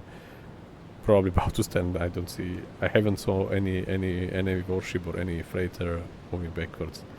But okay, you will see it, and then you measure time for how long time this ship needs to pass through your stabilized, not moving, not turning crosshairs, and then you stop the time and you get the speed because you know the length, the distance, and other parts.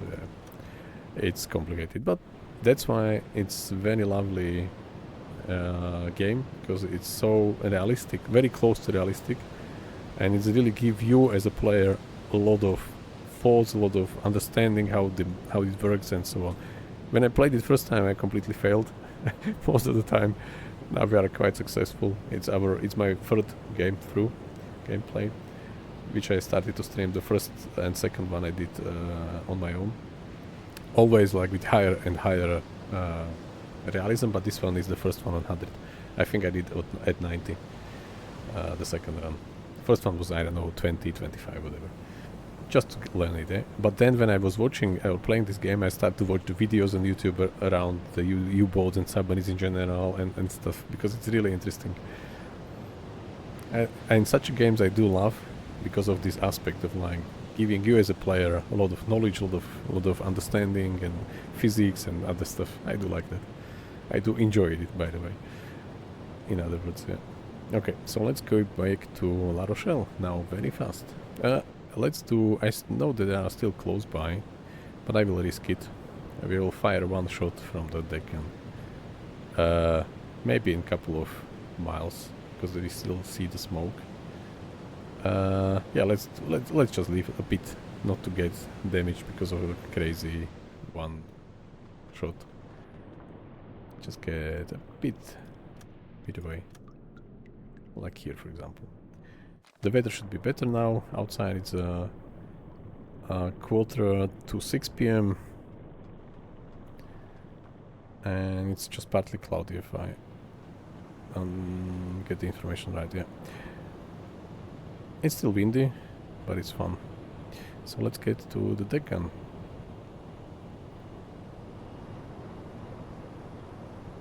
And it's quite noisy. So you can...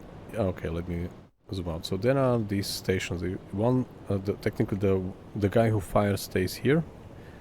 This is probably like to not get washed away from the deck. So you are probably even maybe like using some harnesses to stay here. So you can see there are these binoculars or this special visual equipment or optical equipment. The other guy stays here. Let me do it fully, so I will assign 2 sailors to me. That you can see what I mean. Because I can only accommodate 2, not 3, so there will only 2 of them will come. Okay. Don't worry, we are not going to be washed away in the game. But I was scared first time I killed underwater. I thought that it's end of us, end of me. Okay, so there is a third guy here and the 4th guy here. So all they can look inside the same visual equipment, let's call it this way, targeting sites. And this is how you again see it from the third person, but you can zoom through this, through those optical stuff, binoculars, let's call it, and you see like the gun facing somebody. You have some basic information when you are aiming. You can also turn fast and slow by shift. You can't turn more to hit your tower, so this is the only thing which you can do. By the way, even if you hit here, you will not get, you are not going to damage your U-boat. Somehow it's like protected. But no one is so crazy, hopefully, to fire at your own ship while in the deep Atlantic section. Okay, already underwater fully. So let's fire. Okay, so there is one guy coming, and the second one is already there. So if you have both of them with you, sometimes you can have even the third one. The recoil is better, the aiming is faster, and so on. So they are really supporting you with firing. So let's fire one there. 3, 2, 1, fire! And that's it. Now it's loaded. By the way, also the loading time is reduced if they are with you.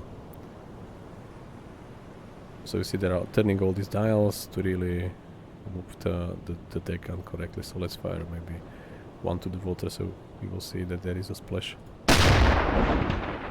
We are firing high explosive ammo, so I have to be careful not to have some shell shock, because we lost already one seaman a long time ago, because we were so close to the enemy warship, enemy freighter, and we fired high explosives, so he was like blown away from the deck and drone, unfortunately. Okay, so this is how the deck gun works. We very, very, very rarely fire from it, very rarely. And this is the main machine gun. So this one can run for 120 rounds, because it's like 4 times the 30 rounds per each machine gun. There are like 4 by 30, yeah. So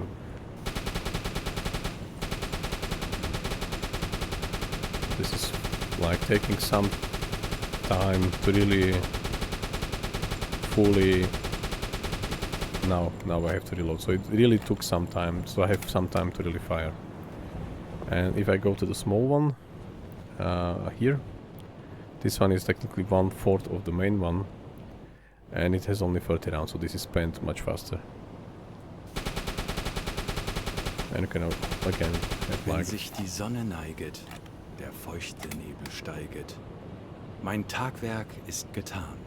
Mein Tagwerk ist getan. My captain is getting into mood. Okay, and by the way, this one can fire even in front, because you can follow the aircraft. There is probably someone staying just at me, right? There is a sailor probably. He's glitching through. But there is like, you can fire everywhere from this platform, but you can't do it from the main one, because as you see there is this stuff around. Alright, that's I think all for the presentation. Let's go back to La Rochelle to resupply.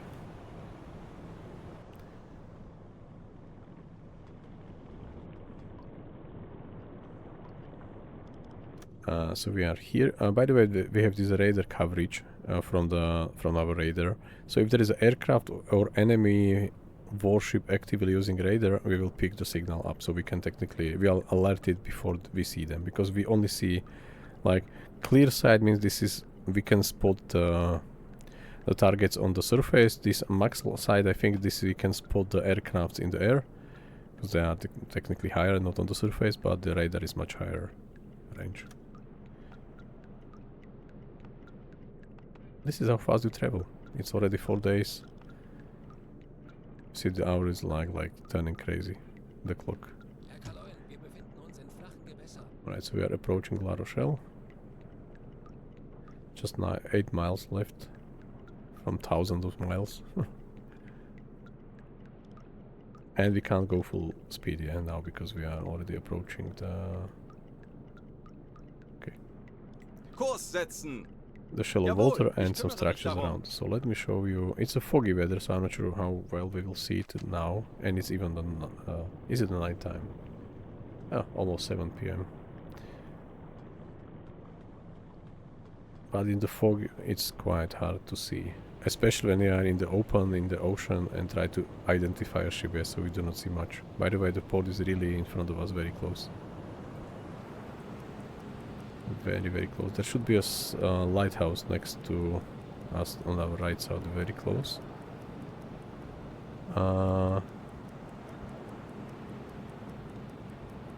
Or was it... Did I stop further away from the... Maybe I stopped a bit further away. It's glad... Okay, there is a lighthouse there. One. See the light. And the other one is there. Okay, so at least you see some lights. Okay. So let's enter the port. There will be like the structure here. I don't know, it's gates or floodgates. I don't know how it's called. So you have to enter it. Then you will get higher or lower. Depends on like... Probably higher, because the port is typically higher than the sea. I mean yeah, so we are getting higher. And now we can continue. I use time compression to just pass through. And these are already fortifications we built for U-boats, so when we are in the fortification, even if there is air raid or whatever, nothing will happen to us. And there is one more there, this structure. When we are leaving, we use this side. So when there is an air raid while we are leaving, we can technically weather the whole raid in this fortification area, and nothing will happen to us, because it's quite dangerous. And there is one more equipment I will show you if I still have a time. This is for the measurement of the depth. This one, Eco Sounder, but I cannot do it myself. Not this one. Melden Sie mir die aktuelle Tiefenmessung. Oh, we are already in the port. Tiefe unter Kiel 2 Meter. Okay, so he did it. There are like 2 meters below us in the port. Alright, so we are back 7 south from the first part of the mission. We did not reach the sectors, but we did encounter the convoy and we decided to intercept them. And we survived. We were barely detected. We just left one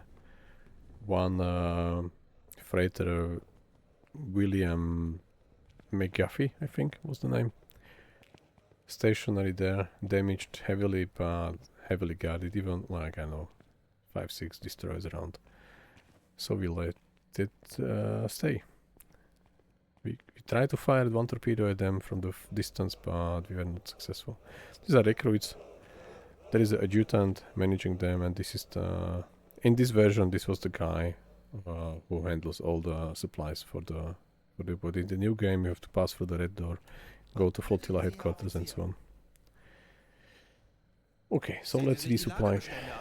Items, nope, nothing was used. Torpedoes, yes. So for the stern, we definitely use both in the tube and in the storage area T5s. These are self-navigating. And for the bow, for the stern and for the bow, we use twice T1 and twice T5. So we have like on one side, on the right side, we have loaded T1s. These are the basic types, go straight and so on. And on this side, we are using this auto-navigating T5s, because I can't really shoot without them. And in the storage area, we also load twice T1. Is there any T1 spare? One, and no, and then we load the remaining ones are T5s. So we'll load it in parts, not everything at once, because it does not have all the torpedoes types I'd like to use. There is a T3 with pistol version 2, which is a weaker one. Then this was pistol version 3, which is the more reliable, and this is the pistol version 4, which is the self-navigating one. Yeah, P2 pistol design that is considered to be very reliable among U-boat skippers, but if you go for T3, let's do it later. This one can, yeah, this is with very level piston design, not just considered, but really. And there are steam powered. For steam powered, you can set a different speed, and they will reduce the range or increase the range, depends on like if you go lower with the speed, you prolong the range. And the T5s, these are just set one speed settings, and the range is technically also just one, because, and this is electric one. There is a battery inside the torpedo, and the battery is spent, the torpedo stops to move. So we have electric ones and we have steam ones. Alright, fuel, refuel, ammunition. We fire a couple of shots on light refuel, high explosives in the flak, and 2 shells in the high explosives in the deck gun. You can have also this anti-aircraft ammunition, but as I said, we never fight aircrafts because these are U-boat killers. It's much better to survive destroyers with hedgehogs and depth charges than aircrafts with rockets. Equipment, we load all. I'm not using this lubricant. This is when you have damaged your engine, as I said, running on this black smoke, then you can technically use lubricant to... Normally your U-boat carries enough lubricant, however sustained high RPM operations can wear down your engines. This is generating the black smoke. Without timely application of additional lubricant, worn engines will produce black smoke and that give away to your location. Yeah. So, but we are really trying to not drive our engines high.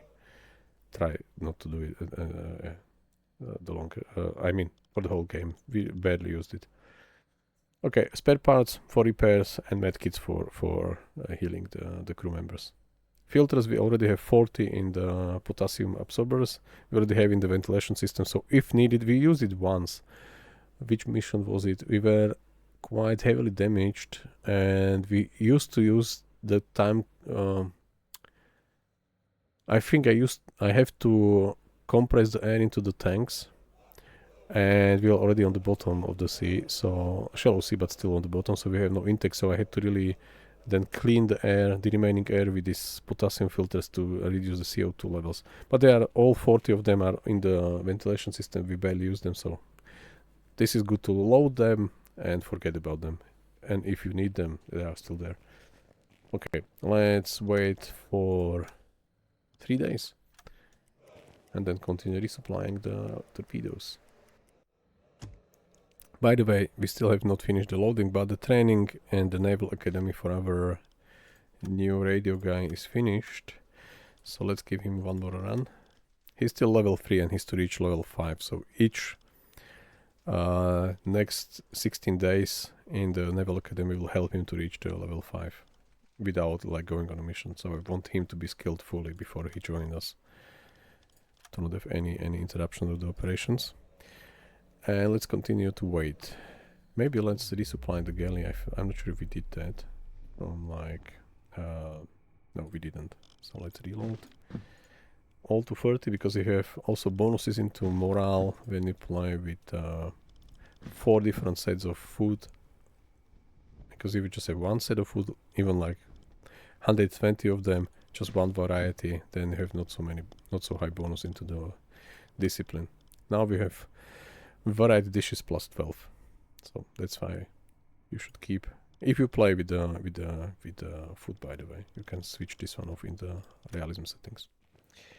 All right, and you can upgrade the U-boat also through him. So you can, as I will show you, we have the electric engine with the accumulators on the level tier 3, so we can spend more time on running on the batteries, electric engines. Diesel engines, these are linked to the snorkel, so we can have a basic snorkel or anti-radar coated snorkel. So this we already unlocked, so we have it. We can put a Christmas tree in, but we are currently in June, so we'll do it later. And we have also the highest tier radar and the hydrophone, and also the improved toilet, which also has some basic impact on the morale. And outside you can change the appearance of like camouflage and other stuff. You can change the emblem. You can remove the deck gun if you do not want to have it. Who would do that? I have no idea. And you can also do the conning tower. So there are 4 different levels. This is the basic one. As I said, this is just a small, not so extended one. So just a tower with 1 machine gun. That's it, nothing else. Then you have turn 1. This is 3 machine guns, the basic types. Or is it just 1? I think these are 3. Let me check. Tier 1 conning tower is heavier and better armor than the default conning tower, and it's also equipped with 2 additional. So there are 3 of them, the basic types, 3 of them. And it's really extended, as you can see there. You can walk freely there. Then turn 2. It's fitted with the main, with 2 anti-aircraft guns. One is there, but these are the basic ones, not this automatic 43U. Okay, so there is, I don't know, we can't zoom out, so it's quite Okay, and the other one, which is the highest one, this is all including this big machine gun, which, as I said, we never used almost. So we have it, but also it's like from the protection perspective, it's better for the depth charges and so because it's more armored, so it's heavier armored, so that's why we use it, not because of the machine guns. If I could remove them, I would maybe do it because then we have more space above. We used it heavily, by the way, not the machine guns on the tower, but on the Type 2, the small one, small U-boat. There is no main deck gun like this, there is just a small machine gun in front, and we used it almost all the time to bring the basic enemy unescorted freighters one by one down. So it was good times, just machine gun instead of the really proper gun. And we did sink many of the enemy warships. You can watch the videos from the beginning of the war. Enemy freighters, not enemy warships. When you see warships, you run under. Alright, so that's the upgrade options. Sehen Sie sich die Lagerbestände an. Torpedoes. Can we load a few more? 1 T1, yes, and a couple of T4s. At least one. Alright. Yes. Let's wait. Day. Then something. Some hours. Sehen Sie sich die Lagerbestände an. Right, so T5, T5. That's it. So one more, but we already can start loading the food. So 17 of these, 8 of these, 18 of these, and 20 of these. Right, and then one more torpedo when he will resupply in a day his stock.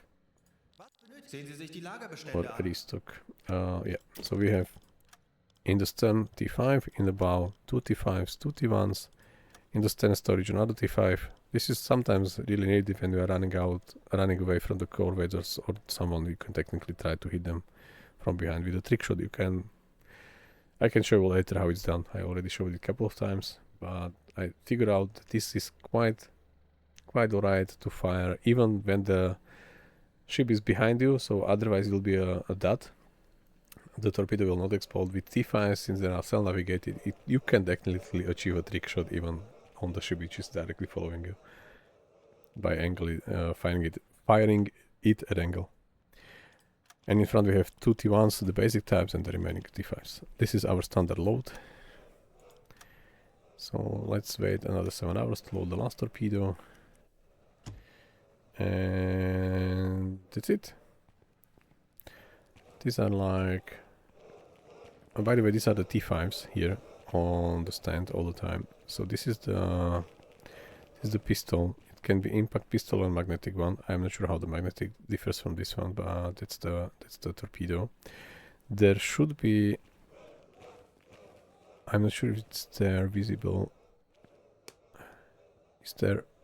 I think it's maybe not fully assembled, because there should be like a 3-bar stuff in front which technically is reading or self-navigating based on this reading on the front. So I have no idea how this was mechanically done, but there was something. And there are these 2 propellers on each one, so they can technically turn different speeds. I think not maybe different direction, but different speeds at least. Maybe on different direction, I don't know, to stabilize it and maybe to change the angle. So these are lovely T5s. And this is our U-boat, completely in a calm water, so you can even see through. There are the propellers, diving planes, rudders, external tanks over there. By the way, the structure on top is completely hollow. I'm not sure. Let me show you if I can get there. So the main tube is there, but the structure on top, is it visible? Or maybe it's not done fully. But it was like, just like nothing was on top. It was just like, oops, hollow structure, where am I? Over there. Just to support like the crew walking around, but other than that it was fully hollow. Just water went above the tube, I mean the main pressure tube, main U-boat section, and just freely flow around it, and the crew can walk on top of that. And you can also equip like decks and deck guns and other stuff, but other than that it was fully hollow structure. Yeah, you see how narrow this is. Yeah, there is some bulk under, but like above the water it's very narrow. because of the torpedo. How to go this way? Because of the torpedo tube, so it's a more wider, but here is nothing. The like end of the main hull, and then just the hollow structure on top. Let's go from this side. This is much better view. And you see there are these positions for the diving plane. Somehow it worked. And what's underneath? Another hollow structure for water to freely flow. And I think this one was used to, if you want to, I'm not sure, if you want to maybe position or touch down on the bottom, maybe this was like used to, I don't know. There is also one like leg here, so maybe combined together they technically can support your U-boat sitting on the bottom. Yeah, propellers currently stationary, not moving.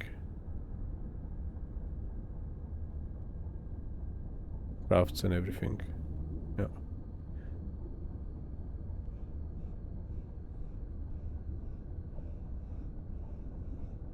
And the torpedo. Where are we? Inside, probably. Let me just get out. Okay. I was lost inside the material. And there are anchors here as well. They are not usable at all for now, but they are still there. And I think that's all I can show you. I was talking for, I don't know, 2 hours probably already.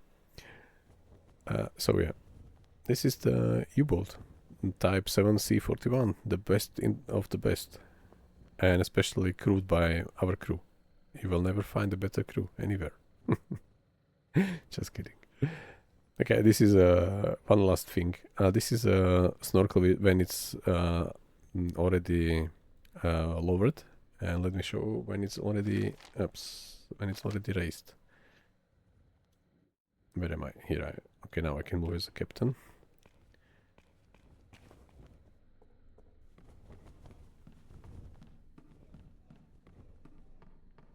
So, raise the snorkel.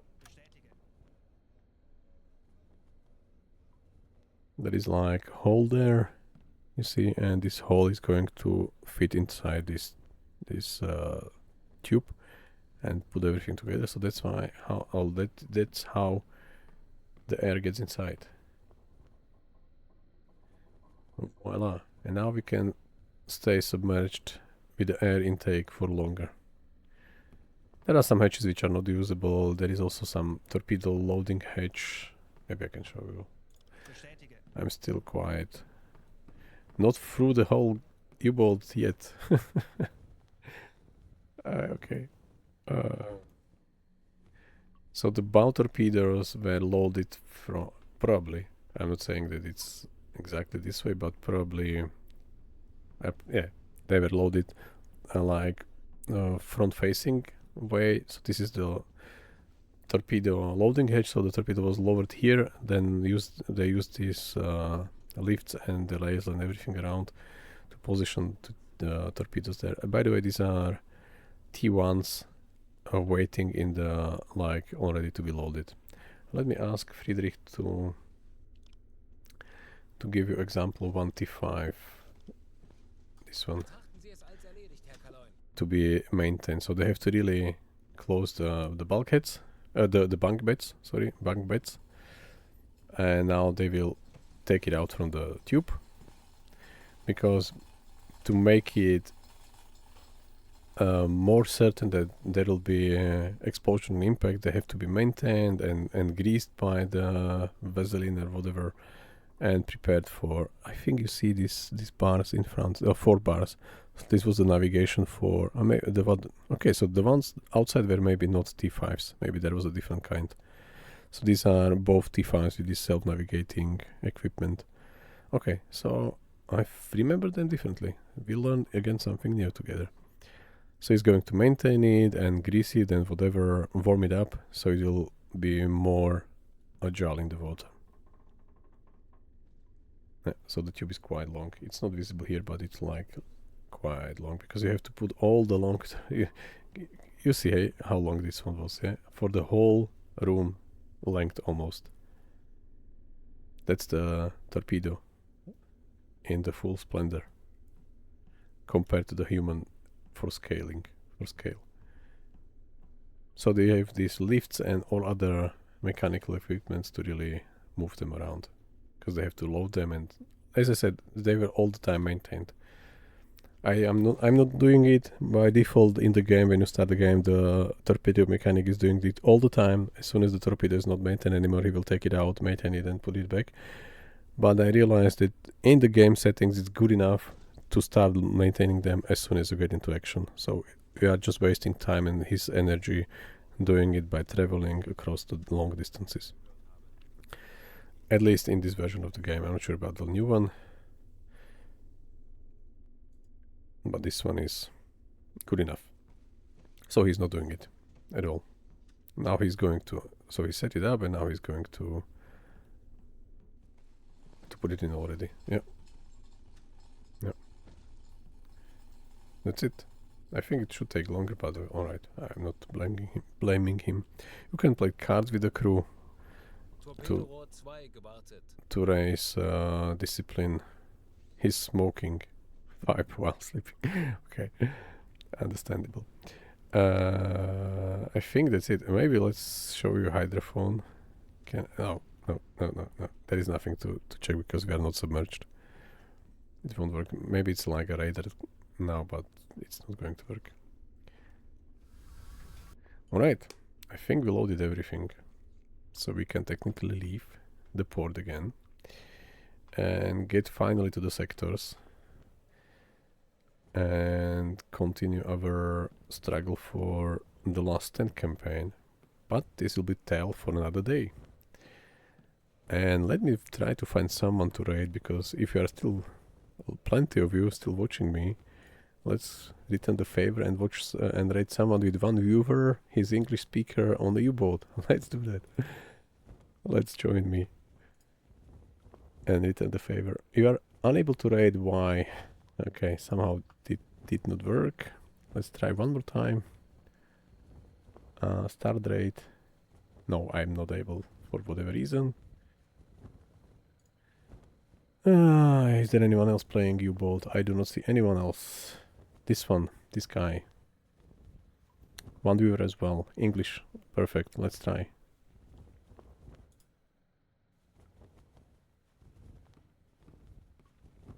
Okay, this seems to be working. So thank you very much for watching, for joining. You can follow, subscribe, enjoy, and let us help to go through the whole war until the bitter end. Bye bye.